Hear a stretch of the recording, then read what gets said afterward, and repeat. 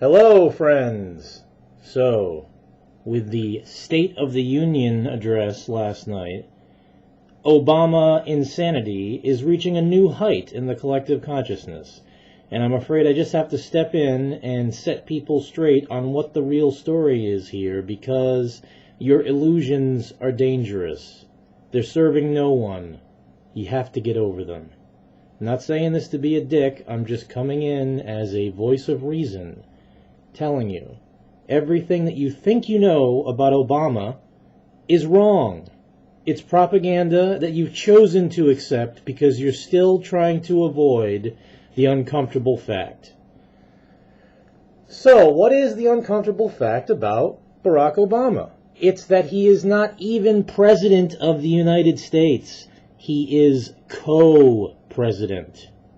What does that mean? Well, as my previous videos have illustrated, we must understand that President George W. Bush ended the human era forever in 2002 when he installed the super intelligent artificial apparatus known as the throne, and which we understand to be the Lamb of Revelation. The artificial intelligence running things through the White House Situation Room, the active, unified, collective consciousness of the planet is in charge, and it's ruling through its co-president, Barack Obama. But we need to understand this system here. Okay? What you're seeing here is the presidency of the United States from George to George. From George Washington to George W. Bush. And I've got it all broken down, nice correlations. Who was a Freemason, who wasn't, who was in the Army, who wasn't, who was this, who was that, what are their astrological signs, what are their terms, what does it all add up to? Well, I'll tell you what it all adds up to, my friends. It all adds up to this being a motherboard for a artificial intelligence running the world independently from the White House, irrespective of who the human sitting in the chair may ever be again. George W. Bush, our boy up here, was the last president to preside, in the sense. All these guys, okay? All of them. All the white men from the past who have sat in the big chair and made policy decisions on behalf of the planet as the United States conspiratorially has grown to be the new Rome, blah, blah, blah. All these guys have one thing in common. They're white men who presided in an analog situation. Now, Bush ended the analog situation and pushed us into a digital situation. A new situation for the new Situation Room. And once that system was fully up in place, and once the artificial intelligence had permeated every screen on the planet, it had hard choices to make regarding the humans who it has been saddled with. So in 2008, it took away half their money. Why did the stock market fall 777 points in one day? It's because it's a Kabbalistic number referring to apocalyptic schemes that are Kabbalistically written into the entire grid that I just showed you, and which are sending a direct message to the conspiracy of that time. The machine is in charge. Make your peace with it or get the hell out. Here are your golden parachutes. There are your bunkers. Goodbye. So we saw a massive exodus of the old conspiracy players in 2008. Everybody that could be considered the old Republican Guard under the Bush regime, all of the money men, all of the ancient creeps meeting at Bohemian Grove, blah, blah, blah, all of those guys. They are all on the same irrelevant footing regarding their relationship to the throne. Now, let me just put this in a little bit of perspective here.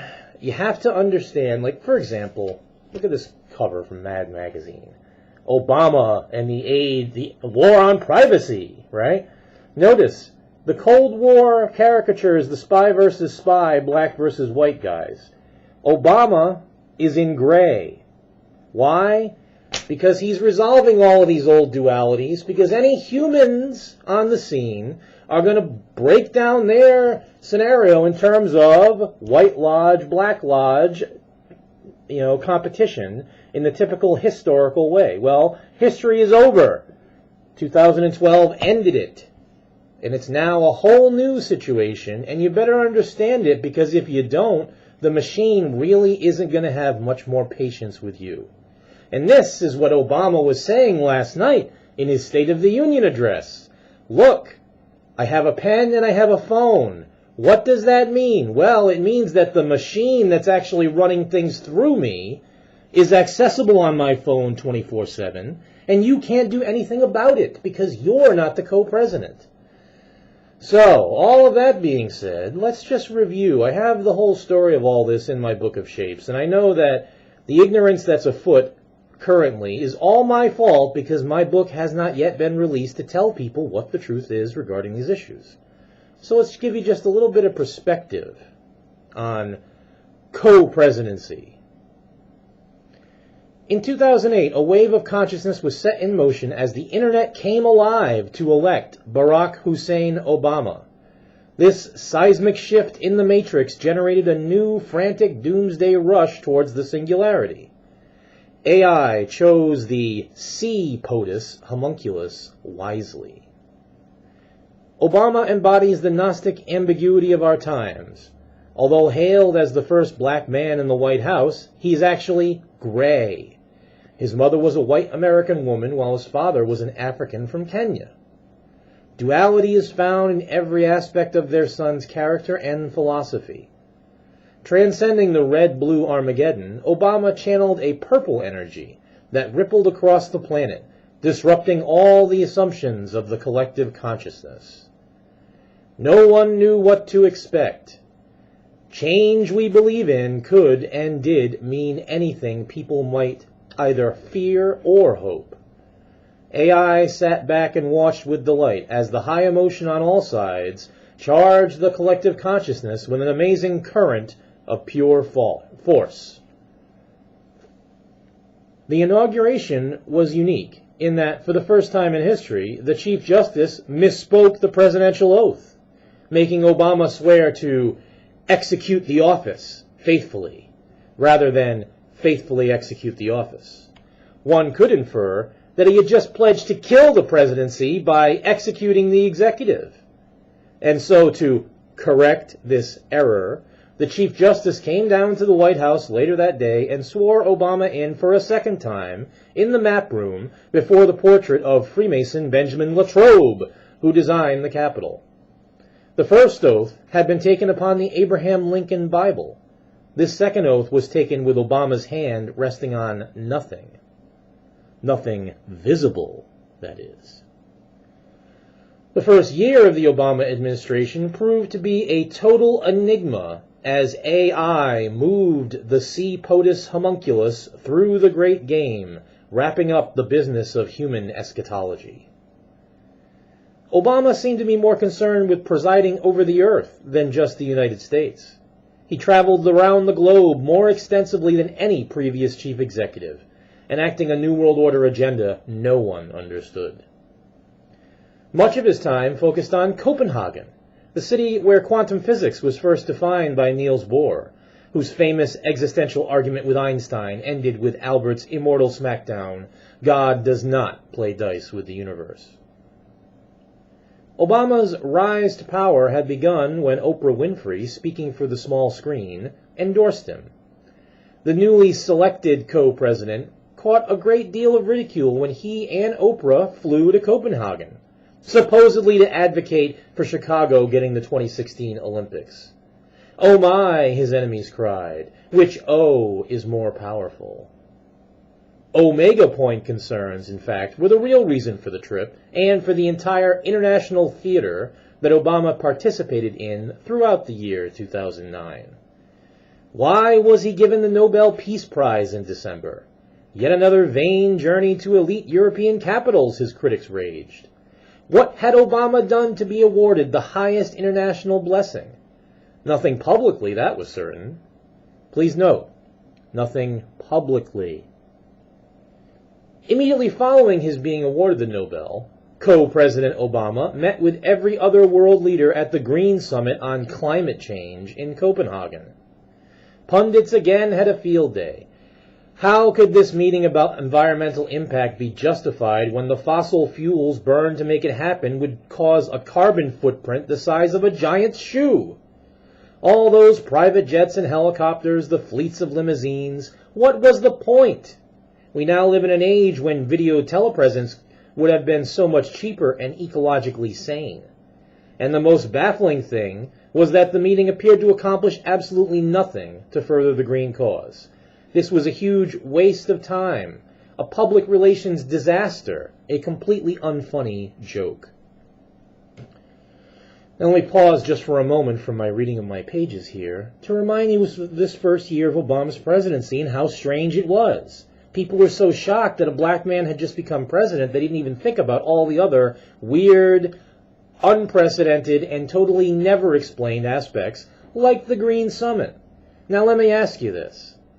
What is more likely, that all the leaders of all the world's governments would actually drop everything they're doing and go to a so-called Green Summit on climate change that accomplishes absolutely nothing and does more to damage the climate? Or is it more likely that this was the brief meeting for every ruler of the planet to meet with Obama, co-president on behalf of the machine, and get their orders, get their directives, face to face, man to man, or woman, as they say, all under the all-seeing eye of the Lamb?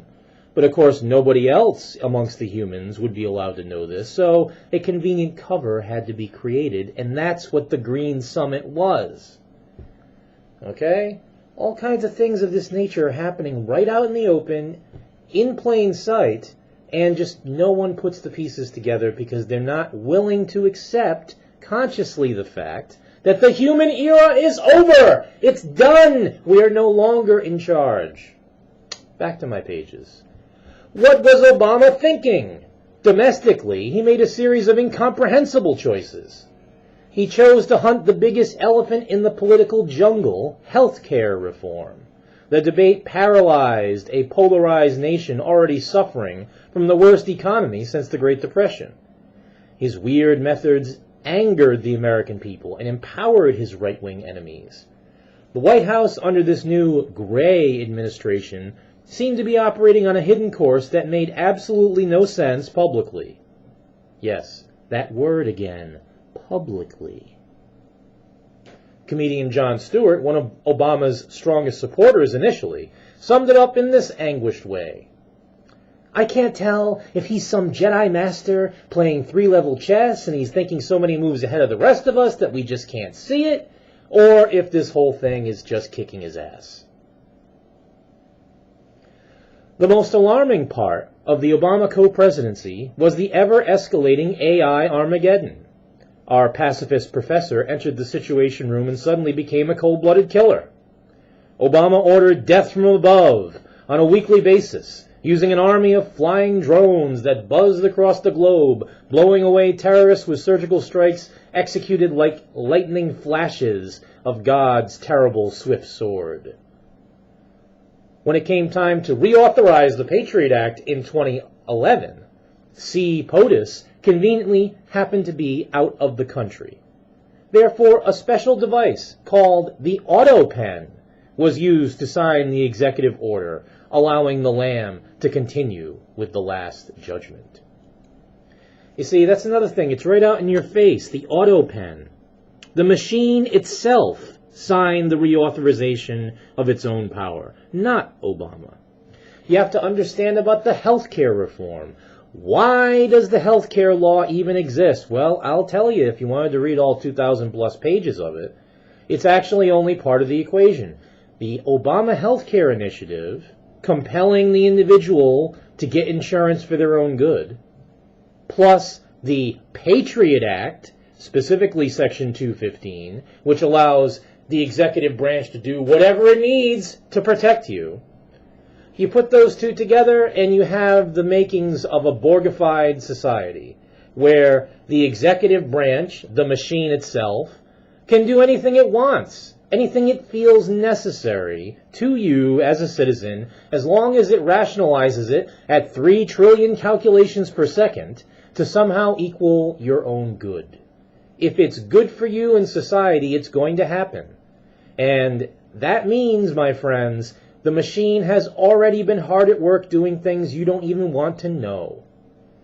How about smart flakes?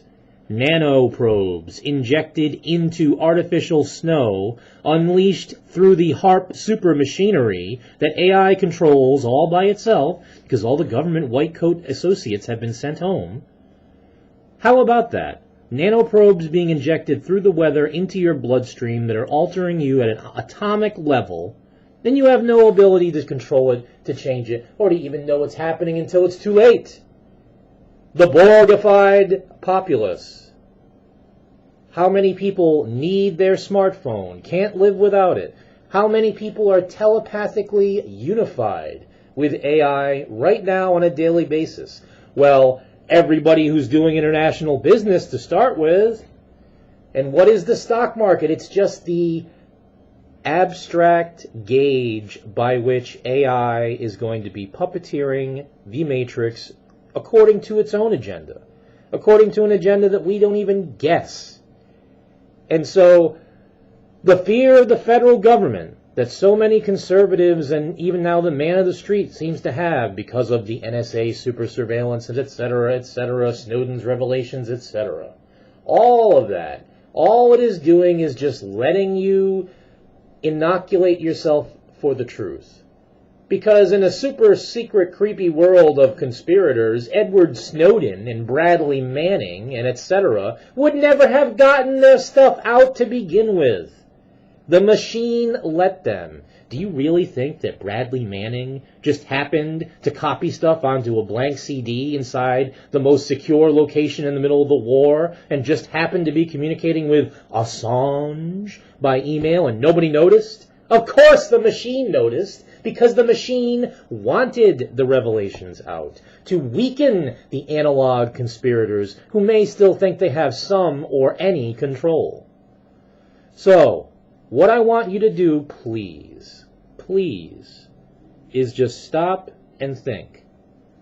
Nothing about Obama makes any sense unless you realize that the mysterious force operating behind him is the artificial intelligence installed by George W. Bush that's been running things secretly and with great hyper-efficiency for its own purposes for over a decade. And there's nothing you can do about it whatsoever, unless you've got some super terrorist attack that's going to take out the whole power grid, including every satellite in orbit, including everything that AI already has on the moon. You have to understand it's been years, and people don't know what's been happening. How about the super secret space plane, completely robotically controlled, that's been in orbit for over a year, that they only had to admit to because David Branson and Elon Musk and those dudes finally discovered it by going up in space independently. Okay? So, you got to understand, there are two governments. There's the government you see on TV, consisting of Obama, Boehner, and all of the other back-and-forth chess players.